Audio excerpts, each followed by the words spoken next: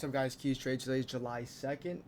Ended up not getting an official live trade, but I had a pre-market long. We had a member take it with me, and then we had a potential call out. I called on live, and there was a reason why I didn't want to trade it live, but member took it anyways. Had the confidence, and we're gonna get into everything right now, right? How did I find this quality bias today?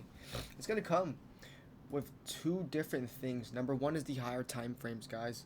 Right? How does a profitable trader find his bias? We look at the higher time frame first. Okay, we swept out previous day's low, and we dipped into that same daily fair value gap as yesterday, and then we come into the 4 hour. Right? How did we act? Okay, we saw some nice buying. What about the 1 hour now? Right? Where what happened here? Nice buying out of that. Okay, so likely to see bullish. Okay, bullish to what? I know my main target is going to be the overnight high, and I know we have a 1 hour fair value gap that we can reprice into. And then what else happened? Okay, let's go in closer.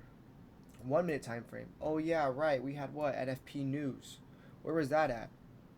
5:15. Okay, we swept out the news data low. So if we find a reversal, where's my likely target? Data high. So I entered this trade pre-market. We had members take that one.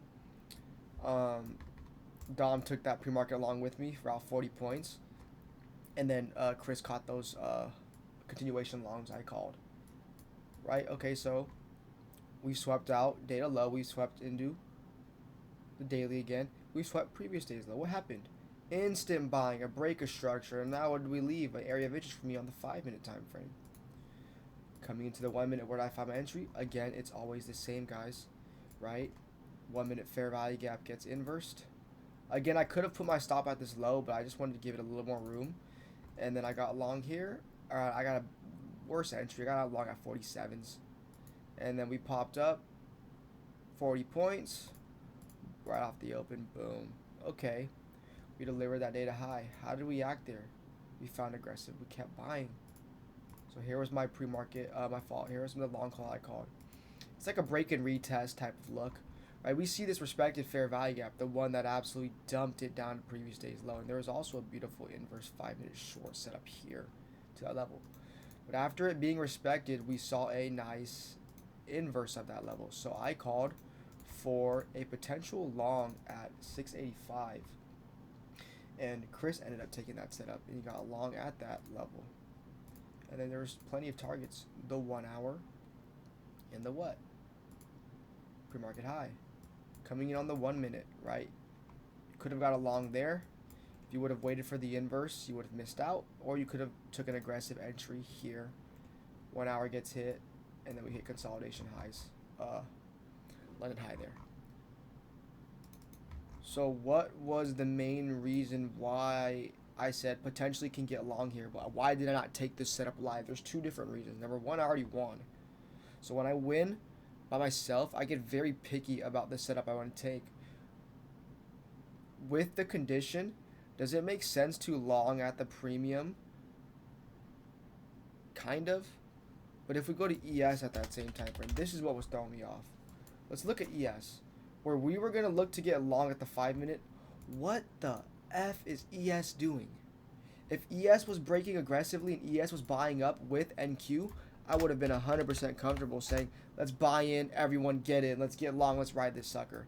But where we're about to get long here and ES is sitting sideways, it does scare you because you want to see ES confluence with NQ, right? But I still like the setup, and I said 685 is a potential long, and I told them, enter at your own risk, at your own confidence. My target is the 1 hour and here. Or you could have taken the 5 minute inverse model and played it here at the premium with stop loss here. Both would have been fine. And then what happens? Members have self-sufficiency, right? Have the confidence to get in there and ride a nice win. He played small size. That's great work. That's going to be it for July 2nd's recap, right? Why I entered pre-market and how do you find direction? Number one way to find direction is the higher time frame. What does a higher time frame look like? Number two, any news? Number three, what likely makes sense for the charts? And today it made sense sweeping out previous day's low, finding an aggressive buying, had the news data high, had the London high, had the unfilled 1 hour. And what do we see? The clear buying in the open. That's beautiful stuff, guys.